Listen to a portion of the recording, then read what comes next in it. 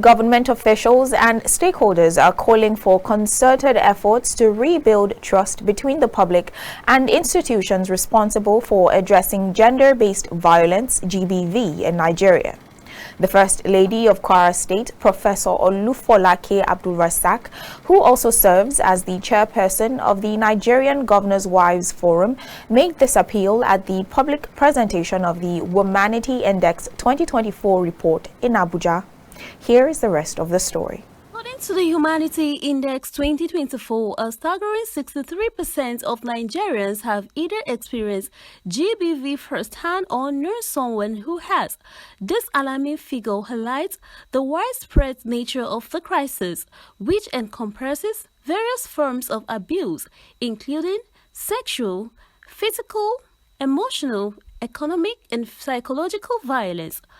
Persistent issues such as stigma, silence, and the lack of humorous representation in leadership roles have been identified as significant obstacles in combating GBV effectively.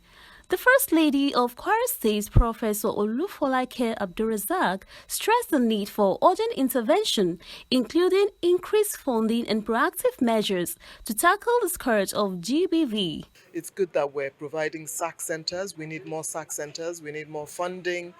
We need more shelters. And then we need to talk a lot more. You're all here talking to me, and this is important because the more we get the word out there, the more that we can solve this problem. So the role of the press is very, very important as well in getting all this done.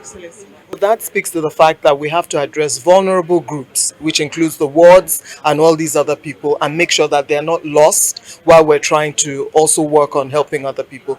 People must know that you cannot brutalize a human being. It's not acceptable. The report revealed that 70% of GBV incidents occurred within homes, with public space and schools also identified as frequent locations for abuse. Adebukola Shonibere, Executive Director of Invictus Africa, emphasized the need to rebuild public confidence in the help-seeking process. There is a lot to learn from states that are doing well across each of those indexes.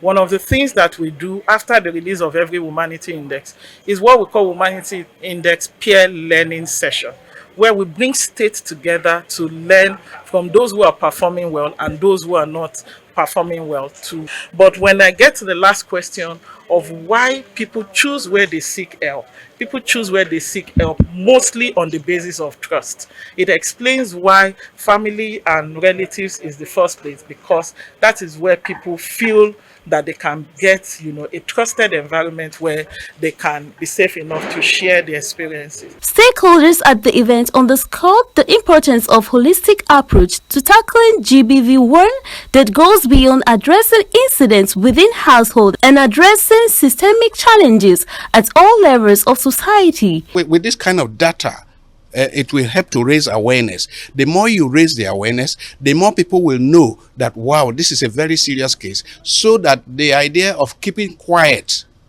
will begin to encourage people to report, encourage people to seek help. I mean, we do training in my foundation, Luke Sterile Leadership Foundation, and part of our training is to let them know referral services. So without data, you conjecture. Without data, you assume. And many times our assumptions are not reality.